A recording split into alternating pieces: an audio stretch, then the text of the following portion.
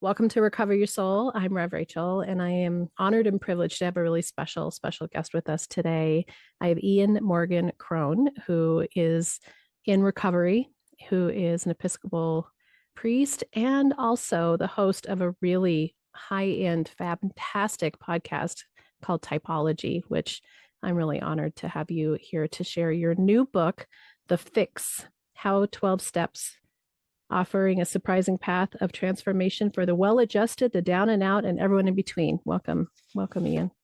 Thank you so much, Rachel. I'm glad to be here. Excited. I read through the book. Your assistant sent me a copy, and my journey is so along the lines of yours. I love that when we start telling our story, we're really telling the story of so many others in the same ways. And the 12 steps were a foundational piece of how I came to what I call soul recovery, which is a twist of that same path of awakening. And the other thing I love about you is that you are an expert in the Enneagram. That's really what your podcast has a feature in. Enneagram was also a transformational piece of my life. So as I want to weave those in together, and most of our audience knows what the 12 steps is, will you give us a little about the Enneagram to start? Yeah, thank you. The Enneagram is an ancient personality typing system that teaches that there are 9 basic personality styles in the world, one of which we gravitate toward and adopt in childhood as a way to cope, to protect ourselves, and to navigate the new world of relationships in which we find ourselves, right? And each of those types has a core basic motivation. It's usually unconscious that powerfully influences how that type predictably and habitually acts, thinks, and feels from moment to moment on a daily basis. That is so fascinating. And what happened in our life was we had a son who was complicated.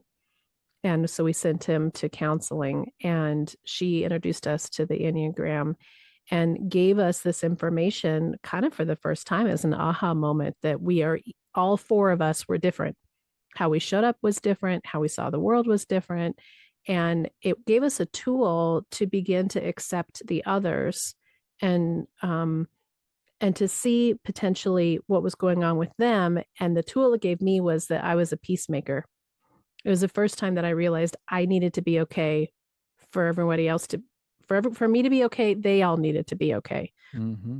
And that my husband was an adventurer, my other son is an adventurer, and the difficult, hard kid was a questioner. Which one number is questioner? It sounds like the 5. A 5. And that gave us like, or actually, I don't. It could be a 6 too. So that's the signifiers you're using there are not ones that I use, but I use peacemaker for 9s. mm-hmm. But a questioner could be a couple of types. It could be a 5 that they're typically called the investigators, and Investigator. The 6 is Investigator. Okay. Yes. I think I made up in my own mind that it was a questioner, an investigator.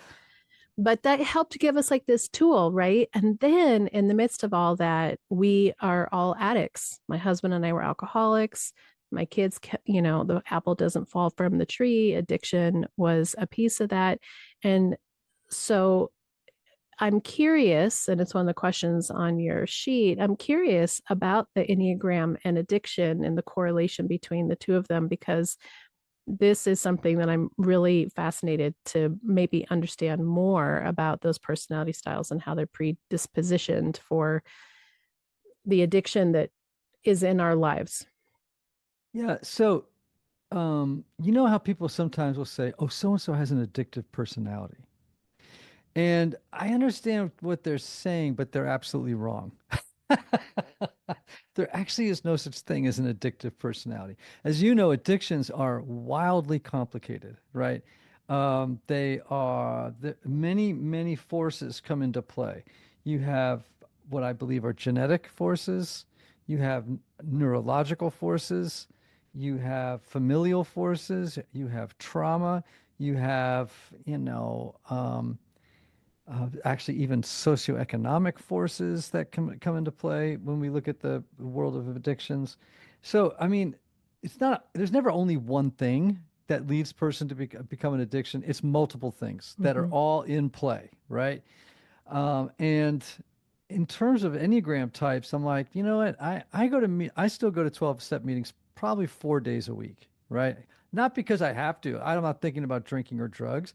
I just love them. I mean, I just think they're like this a little weird wisdom circle. And everybody from the 19-year-old who's living in the back of his car to the multi-millionaire country star. I live in Nashville, so we get a lot of those, are all in the same circle. And getting all for $1. We're getting so much wisdom. It's the best thing ever, right? And I see every Enneagram type in that circle all the Mm, time. And I can, because I've worked with the Enneagram for so long and so deeply, I'm pretty good at spotting types. I'm humble enough to say I'm never 100% right, so I'm always like, I could be wrong, but that person sure is talking like a 4, hmm. that person's really talking like a 7. Um, and I just see every type in the rooms. I think that's really important because one of the things that I loved about your book, and I want to hear more about, you'd been sober for a long time. And as addictions, these stereotypical addictions of drug and alcohol and the main behaviors that we see as quote unquote addiction, right? Porn or gambling, there's these sort of high level, easy to put a label on addictions that you had recovered from alcoholism, and then prescription drugs snuck up on you. And what I think is so beautiful about you sharing your story so eloquently around it is, and that you say in the book, is we're all addicts on some level. There's Absolutely. nobody that's without addiction. So this whole predisposed thing that says, oh, if you're this particular Enneagram or this particular type, you might lend more towards addiction. But it's the sneaky ones to me that you talk about in the book, that like no one is out saying, oh, I see you're watching Netflix 6 hours a night. That might be a problem. You might be trying to shut down somewhere. There's no Netflix 12-step meeting. And so this concept of everybody really could benefit from doing this process, which uncovers really our pain, really the pain of why these things start in the first place. So let me just, well, I agree 100%. Here's how I would define an addiction, because I think that's helpful for people. Like an addiction is really just an unhealthy, compulsive relationship with a substance, a behavior, or a person that has mood altering effects and negative consequences. Mm-hmm. That we continue to do it despite the cost to our well-being, right? And for some reason we just can't seem to stop on our own. Like we whatever. So when I hear people say, "Oh, Ian has a drinking problem," or Steve has an eating problem, or so and so has a people pleasing problem, right?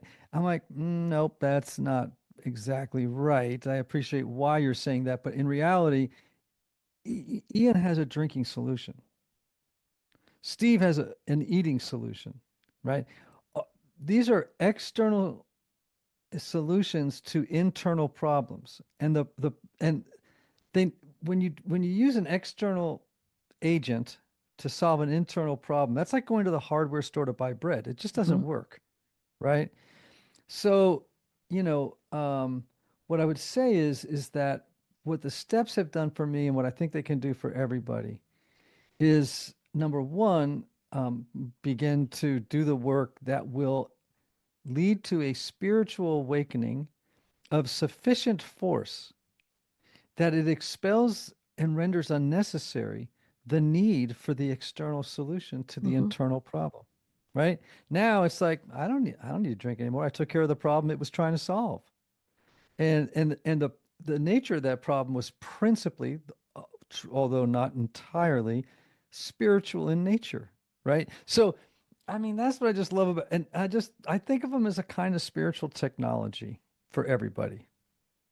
I love that because that's really what I have discovered. And when I'll be 7 years sober the second time in February. So February 10th is coming up on 7 years. And And similar to your story, the first time I got sober, it's kind of like I was kind of getting it, but I didn't really get it, you know? Yeah, And you were auditing the class. I was auditing the class. I didn't do step one 100%, just like you talked about in the book. When I'm coaching people, it's the only step that you have to do 100% right. It's like you have to admit that you're powerless over whatever it is. And in soul recovery, we're actually taking it bigger and we're saying we're actually powerless over everything outside of ourselves. Yeah, and isn't it interesting, right? Like in the beginning, all you have to cop to is I'm powerless over alcohol, drugs, sex, porn, whatever your thing is, whatever your fix of choice is, right? Mm-hmm. In the beginning, that's what I love about the steps, right? They're so sneaky. It's like just in the beginning, you just got to cop to powerlessness over your fix. However, when you take that step, and by the time you get to step three, you realize, oh, wait a minute, I'm not just powerless over that. I'm powerless over people, places, and things and institutions and reality. Oh my gosh, my powerlessness goes well beyond just my addiction. It goes into every area of my life. But by that point, you're ready for that news because now you're in touch with a higher power that can take care of that too. Mm-hmm. That's exactly the beauty of it. And for me, that powerlessness over everything, literally everything, made me realize how, of course, my life was insane. Of course, I was a codependent. Of course, I was an addict. Of course, I was a people pleaser. And from that, the opportunity for healing was so beautiful. And I hadn't seen it the first time because I wasn't ready. I was so still in the mire of trying to get my life to be what I thought it was supposed to be. Right. Yep. Yep. Absolutely. And by the way, you just actually triggered something in my thinking, which was there is a section in the book where I talk just for 2 pages about the Enneagram. It's around steps 6 and 7, and which is about character defects, Mm-hmm. right? Like, becoming willing to have God remove them all, and then also, just turning them over, right? Well, one of the things the Enneagram does is it for each type, it actually reveals the kind of some of the character defects that each type typically has, routinely has. And so I actually go through the types and say, look, if you're a 9, you were just saying, Mm-hmm. this is what triggered it, right? People pleasing, wanting to control other people, usually because you want everyone to behave so that you can have internal and external peace as a peacemaker, right? You just want to have harmony with everybody. Why can't everybody get along? So 2s and 9s often have a lot of sort of codependent features. Mm-hmm. The It's helper not and the unusual. peacemaker. Right. Yep, Mm-hmm. yep. It's not unusual for them to have, sort of codependent kind of like traits or full-blown codependency. So anyway, the Enneagram does show up for 2 pages in the book. I read those and then I read the ones that are my other family members with curiosity, right? So it's Yeah, like, right. which ones do they have? What I really appreciate about that is you have a similar take on what I do in character flaws. I hated the word character flaws. I hated the concept of defect of character because I don't believe that we're broken. I think that we are whole. I think that we are just here on this messy experience, believing that we're broken when the truth is we're not. That's why we're trying to find a fix of something that isn't real. And when we recognize that, then the beauty starts to come. We start to trust, we start to connect more with whatever higher power is for you. And what I recently, in the last year or so, what I realized is that the flaw is that I believe that these ways of being in the world will actually provide me with something that I think I need. That they're the flaw is that they're the solution. But I'm not flawed, it's the flaw. And when I made that little click, that helped because you use a similar description of it being a defense mechanism, which it is a defense mechanism. Yes. Character defenses, I think, is a term that lands a little bit better for me because most of my quote unquote grosser behaviors, right? Behaviors like, oh, I don't know, approval seeking, right? Or how about, all right, well, if you, let's say, are um, someone that is really insecure and, you know, you end up as a little kid learning, oh boy, if I just talk about all the wonderful things I'm doing, people will, give me approval and pat me on the head, and I need that. and then you drag it into adulthood where it no longer serves you. And now it's sort of perceived by other people and yourself as kind of being obnoxious, like or clingy or needy. And it's like now the thing that helps you get by as a little person is now an obstacle for you as an adult, Mm-hmm. right? And is that a character? Is that a defective character? Well, okay, you can call it that if you want, but I see it more as a character defense. At one time it worked for me as a little person. It doesn't work for me anymore, and now I've got to let go of that character defense. I love that you're using defense because I love internal family systems as well. And so for me, I also see them as like the protectors that are standing at the door of our pain and our Hmm. memories and our beliefs. And talk a little bit about for you how using 12 steps has been a success in going in and digging in and find those beliefs and patterns and stories that were created from when we were little. Yeah, so when I break down the steps in my own thinking, I think of like steps 1 to 3 as being about mending and deepening your relationship with a higher power. Mhm. Then 4 through 7 would be mending and deepening your relationship with yourself. 8 and 9 would be about mending and deepening your relationship with others. And then 10 through 12 is, all right, now that I've done that, how do I cultivate a life of health and growth in each of those domains of my life moving forward? Right. And then begin again. It's like, and then eventually, when you do the steps long enough, the numbers fall away. And now you're just like reflexively drawing on the wisdom of each of the steps as you move through your day. Right. So yeah, I see how for me the steps are about reestablishing wholeness, Mhm.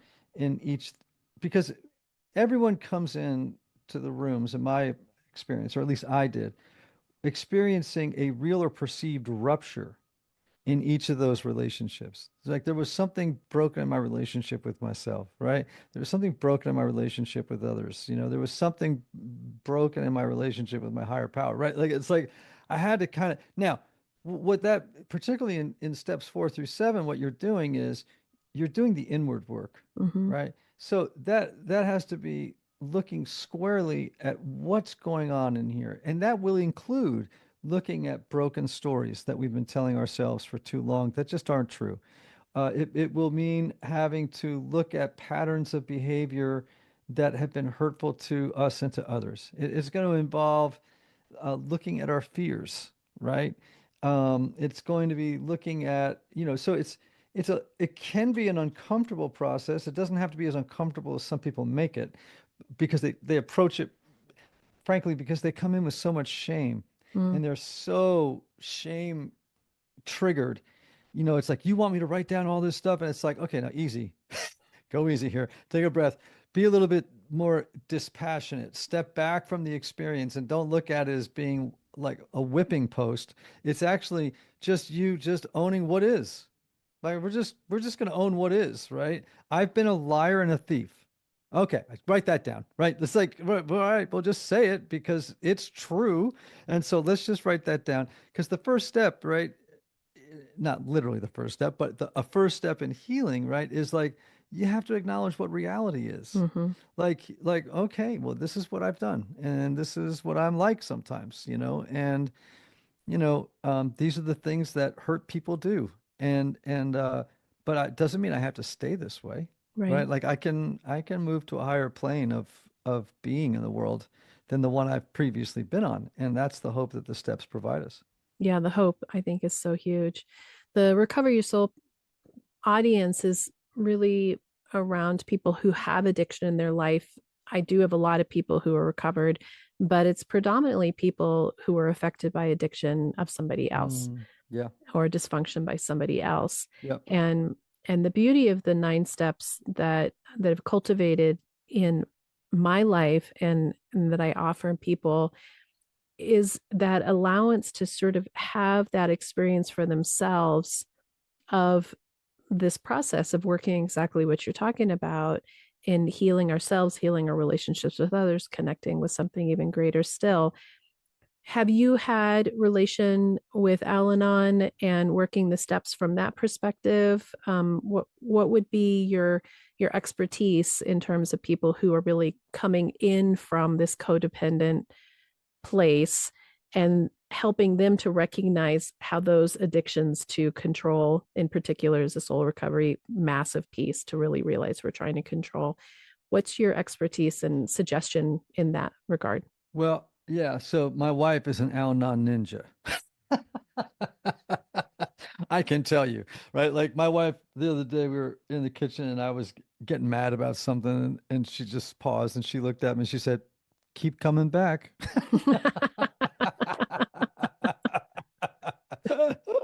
Keep working it. It works if you work it, Right. so it's a big piece of our lives, right? The other thing, and I'm allowed to, I have permission to say this. I have a son who's now almost, well, 2.5 years sober. And we had quite a rodeo with him, right? We had 3 rounds of treatment, and uh, we, even despite the fact that I'm a therapist and I know what I know, it was I had to face all the codependent demons of my own, and so I'm pretty familiar with the Mm-hmm. with Al-Anon as a program of recovery. So talk a little bit about that, about how that worked with your son. A large part of my audience, because my adult kids are addicts, are parents of addicts. How did you work through that? How did you use these tools to be able to allow him to find his own way? Yeah, I mean, so much of what Al-Anon teaches is so counterintuitive to what we think we're supposed to do as parents, right? And namely letting go, right? So I've got this at the time 22 or 3-year-old son, and he's got a cocaine problem and a drinking problem, and we had to pull him out of college. He was, it was a mess.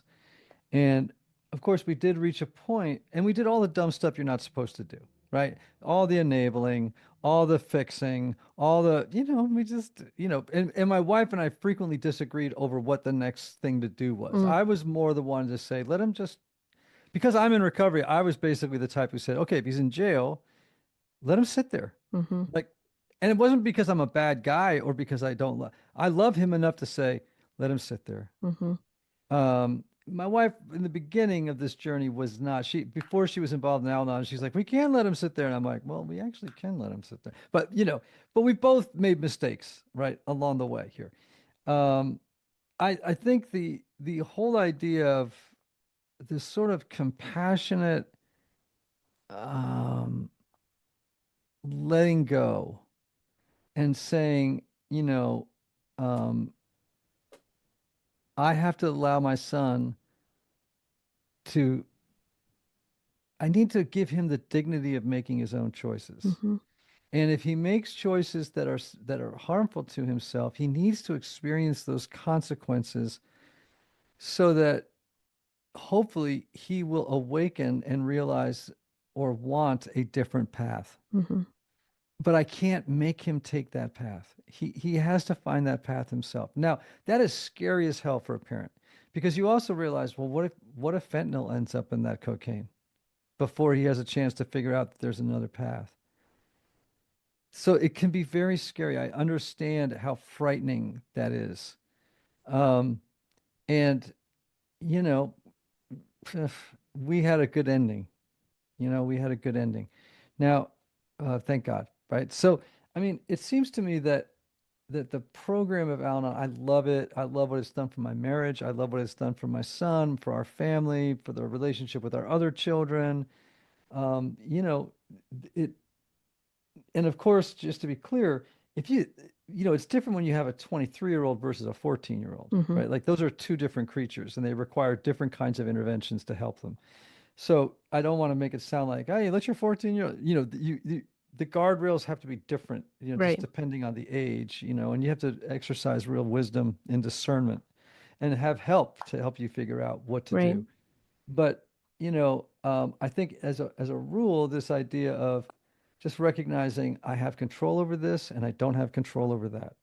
And just knowing how to stay in your hula hoop mm-hmm, and not be jumping into somebody else's to fix them is an art. And if it's done with love and not with any trying to be punitive or anything like that, it's just love. It's like saying, I love you so much, I'm not going to let you live here, you know? yeah, they're And powerful detachments. And I love that you said that about the 14-year-old, because one of the things that I think is there are these broad knowings that are so powerful, and yet each person is in their own unique relationships. But I think people can almost use that to get caught in that codependent enabling behavior that's like, oh, but my son, he's different than these other people. And on some level, there's like this huge truth that says they're the ones that got to choose it. And the beauty of being an addict myself is I didn't get sober till I was 48 years old.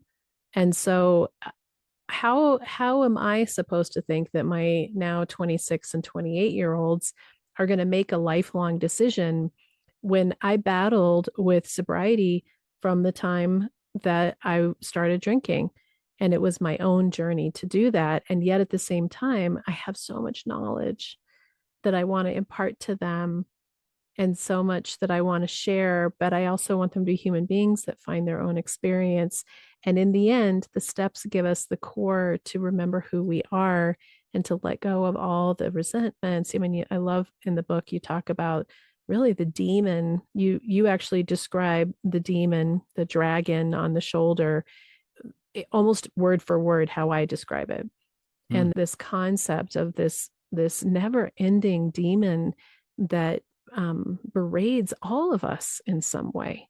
You know, we Hmm. can't take away that hero's journey for them completely, or else they're not going to have the success at the end to discover who they are and understand who they are from it.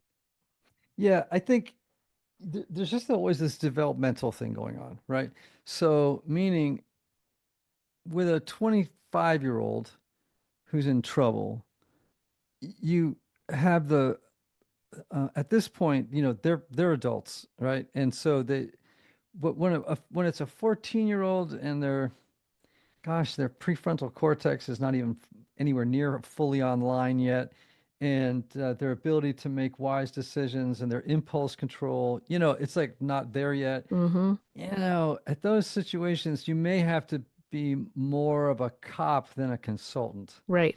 And at that point, because they're not of age, you can do something like put them in a wilderness program or send Mm-hmm. them to treatment, even if they don't want to go. You know what I mean? Like you're not like so detached from them at that point because that would be actually neglect, Right. right? But at 25, right? And you've already got them through rehab twice at that point, it's like, okay, I just need to let you go, bro. Mm-hmm. Right. And not let you go. Here's the paradox, right? In letting you go, I'm actually attaching to you in a new and better way. Mm-hmm. So, again, it's hard when you have someone in your life that you love and who's struggling with a solution to their problems that is causing you problems. Yeah. Yeah. I often talk about the the consequences. How much are we living the consequences of the choices that somebody else is making, and what is the detachment levels that you can get from that? Right. And if you have a spouse, you get to decide at what point am I not going to live with this anymore. At what point have I tried and I've showed Yep. up and I've been loving and I've stopped blaming and I've worked on my own stuff, and they either choose to get well or not, and you can decide to stay in the marriage or not. And with a kid, I have people who have had to really cut off their children because their kids are not making choices, no matter how much they've shown up to try to better their lives.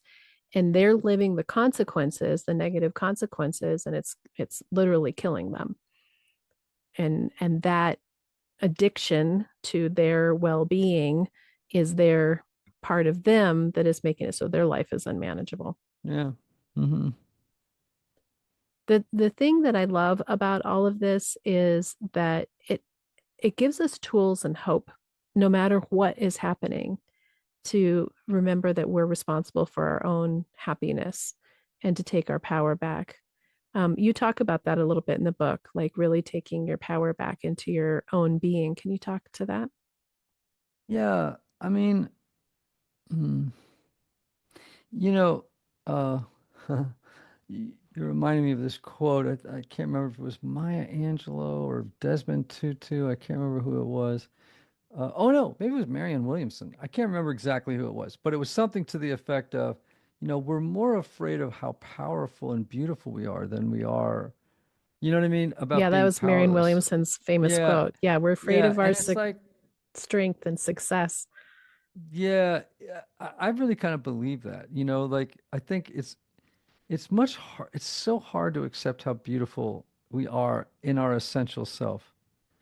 And also because that thrusts a lot of responsibility onto us, right? Well, Mm, if I have these gifts and I am this beautiful, I'm going to have to do something with them. It's like, oh crap, now I'm on the hook. It's like, whoa, I'm supposed to do something with this to improve the world, and I actually feel like eating a donut. Like I'm not in the mood to be like making good on what I've been given. Um, I feel like we have been given beautiful things, and we do, I believe, have a moral and spiritual obligation to become the highest expression of ourselves hmm and to pass those on to others that they might have as generative and as good a life as they can. Right. And so, what the steps have done for me is help me develop the kind of moral center and spiritual center that enables me to become closer and closer to being that guy who is that way in the world and is spreading and is an agent of love and of compassion and of kindness and of goodness and of gentleness and of faithfulness and of self-control, all the good stuff, right? hmm That we want to have. Yeah, I couldn't say it better. And I think that it's fascinating the fear that we have of stepping into our true, authentic, beautiful selves, and that it doesn't take much when you really start disassembling those fearful beliefs that go back to our defense mechanisms, that go back to our um, behaviors that are keeping us small, and you just shift your perception just a little bit, and a little degree of change on a regular basis has this incredible effect of us to truly heal ourselves and to be our full selves. And I often say that's the number one way that you can change the world, is to be that yourself.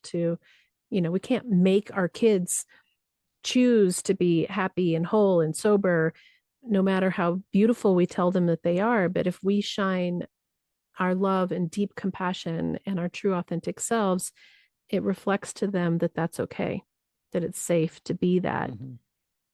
and that maybe they'll choose it. Yeah, beautifully said. I also think you used a phrase just a moment ago that fascinates me, that whole idea of heal yourself. I understand what you mean, and maybe there's an antinomy here, right? Where meaning there's two ideas that run in parallel to each other that seem to be in opposition to each other, but both are true. So let me Yeah. sort of like parse that. I also think that we can't heal ourselves. Like yes, you can and no, you can't, right? And so what I mean by that is the way that we can heal ourselves is by giving a higher power, however you want to choose to define that, consent Mm-hmm. to do it for you. So your part in the bargain is what you can do to heal yourself is acknowledge that you cannot heal yourself and give someone else who has more power than you do consent to do the lion's share of the work, right? And when you tell that to people, they look at you like, okay, that sounds a little wacky. And it's like, actually, it's pretty true. So, some of the deepest transformation in my life has occurred without my effort. Like literally, I can remember even in early sobriety, where you're like, you'll do something and you'll be like, wait a minute, what did I just do? I just told the truth? Who inspired that new behavior? You know what I mean? Or it's going to be something like, I just was like, let me give you an example of this. So there was a time in my life, a season in my life where I was a really critical, judgmental person, right? And I knew when I was doing it that I didn't want to do it. I Mm. knew I would regret it. at the end of every day. You know what I mean? And I'd be like, please, I gotta stop this. And I thought, well, okay, today's the day. I'm not gonna be judgmental or critical. I couldn't change it. It just Hmm. was like this reflexive pattern. And then when I got sober and really worked the steps and gave my higher power consent to take that away from me, I suddenly, I swear to gosh, Rachel, I woke up one day and I got to the end of the day and I was like, wait a minute. Well, I can't remember the last time I was really critical and judgmental of other people. It was actually taken from me. I You know love, what I mean? I totally know what you mean. And I love that you've made that differentiation because it's our ego that wants to figure it out and fix ourselves, right? That there's something Right. even to fix. But it's really the connection and the awareness of this greater power that all you need to do is open to it. I remember one of the people I did the steps with, and we got to the place where she was truly understanding her connection to spirit. And and just with tears in her eyes, she said, it's been so simple all along. Mm-hmm. You know, that once you Yes. truly understand the connection to the God of your understanding, that all of that harm and hurt like falls away and there's something so pure and beautiful and your ego is over there saying but and you just release it and then that purity of love and of grace and compassion flows in and you can stop judging yourself for being a liar, for being judgmental, for Yeah, being all that. controlling. And then why do it? There's no need for the character defect anymore. It doesn't have a, that guard isn't the one that needs to stand at the Yeah, door. yeah. That was my experience, right? Mm-hmm. And I have plenty of character defenses that I am still holding on to. There are some that I unfortunately really enjoy. And so, I'm a work in progress, I reckon, but here's the thing, when they get activated and I start to, act out in ways that I don't like and others don't like, I'm able now to stand back. I mean, more times than not, and just observe what's going on and say, well, God, that's what I call my higher power. I'll say, hey, God, you know what? Here it is again. And all I want to say is, if I'm not willing to give this up, would you help me be willing to give this up? Mm-hmm. And then at the appointed time, please just take it away because I don't enjoy this, or I enjoy it too much and I know that that's not working out well, So that's a little bit of what my internal work is like sometimes. I find for me that the character defects are often a flag that says there's something hurting underneath. There's something underneath that needs attention from yourself to connect to your higher power, to look more deeply at what are these beliefs and patterns. Why are you going to this unhealthy mechanism when all you need to do is see the mechanism, do the turn and say, God, remove this from me. Help me understand. Help me see this differently. Help me understand myself differently. And then these profound, like, ooh, you're like, ooh, that's the not good enough button. Hit that one really hard. No wonder I jumped, onto those knives to be out in the world to protect myself. And so Yeah. they've become this multifaceted um, way for me to understand and love myself even more. Isn't it interesting? And I think, the big book of AA says this, right? Like underneath 8 out of 10 of our grosser behaviors is fear. Mm-hmm. Fear is what activates our character defects. If you're afraid that you're not going to get a raise and be economically secure, that may activate this desire in you to speak poorly of a colleague to make yourself look better in the eyes of your boss. Mm-hmm. Right? Now, granted, speaking bad, talking trash about a colleague behind their back is a character defect. That is a shitty thing to do, right? Exactly. Can we all agree on that? But you have to step back and go, well, why did I do that? Right. Well, 8 out of 10 times it's because I was scared. Mm-hmm. I was frightened about something. And that has been very helpful to me. Like when I'm when I get anxious, I'm like, okay, well, be careful because your anxiety has a tendency to trigger certain behaviors that are not in alignment with your values. Mm-hmm. And it may make you dishonest. It might make you rude. It might make you unkind. It might make you, whatever. It's like if I can just sort of get underneath it and see what the fear is that is, you know, supporting the negative behavior, then I have a little more self-compassion and I'm able to kind of, at the very least, mitigate the possibility of it starting to appear as acting out. Yeah, awareness, right? Yeah. Just the Yeah. just the awareness. And I think one of the things that you model that I hope I model for my community as well, which is this isn't about being perfect. This isn't about doing, I've done the 12 steps over and over and over, and now I have the 9 steps is really my foundational piece. They're just tools for each day. And Yeah. through it, it gives me a way to process through. And I'm still working it. And I love that we're honest in that we're still working it, because the point isn't to become some perfect human being, because that's actually a character defect.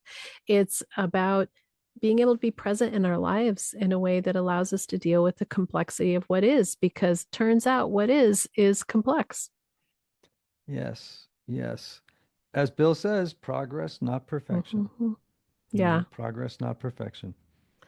Well, it is an absolute pleasure to meet you and connect with another spiritual leader, another sober person, another person that's really shining the light. And I love that this book, I think, is going to reach people who wouldn't have walked in the rooms and may never walk in the rooms because they may not identify specifically with an alcoholic or with the rooms that do exist that use the 12 steps. But the way that you describe it in the book really, gives thorough and gentle ways, and you're funny as heck. Reading you is great. um Gentle and fun ways, and honest ways to really look at it and do the process themselves, so that if they never stepped into a room, this gives you, and you don't want to read the big book, this gives you like the cliff notes of how to do Yeah. it with your Oh, own story. I'm so happy you said that because that was everything you just said was the goal, right? That was the goal. And what's cool is that the book comes, well, it doesn't come with, but in addition to it, there's a 120-page workbook. So you actually can do the steps with a group of friends. Like just like maybe you're just a bunch of like codependent moms, or soccer moms, I should say, or dads, and you're just like, I got to work on myself. So I'm going to get 5 friends together and we're going to form a little 12-step community for, whatever, 12 weeks and go through the book and do these things. And it's got inventory sheets and it's Mm-hmm. got gentle instructions about how to do what, and, and makes it available to all kinds of people. And, yeah, so I do hope your listeners get a copy of The Fix. Yeah, it's a great book. And you know what I realized recently, Ian, I had this awareness that the big book was the first time that people were invited in a mass opportunity. I mean, it started small rooms, but it was the beginning in America for people to do a process that invited healing. And through that has opened up to so much more. And I love now that there's so many different avenues for people to get sober that are even outside of the rooms, but they Hmm. all include this process of how to turn within, how to connect to something even greater still, and how to come out the other side more authentic to their true nature that they're here to be. And it all started with Bill and the big book. So it's a Yeah, pretty profound movement. it is. Well said. Thank you so much for coming on, and I look forward to seeing how this changes people's lives. Thanks, Rachel. It was a pleasure talking with you. Thank you. Until next time, namaste. The Recover Your Soul podcast and its content is for educational purposes only and is not allied or representative of any organizations or religions. It's based on the opinions and experience of Reverend Rachel Harrison. Recover Your Soul claims no responsibility to any persons or entity for any liability, loss, damage, or cause alleged to be caused directly or indirectly as a result of its use. Applications or interpretations of the information represented herein. Take what you need and leave the rest.